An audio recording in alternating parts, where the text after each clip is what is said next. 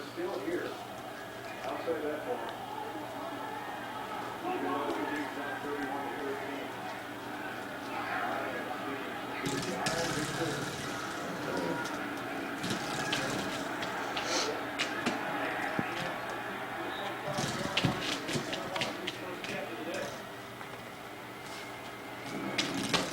We've seen some good things out of the Philadelphia offense.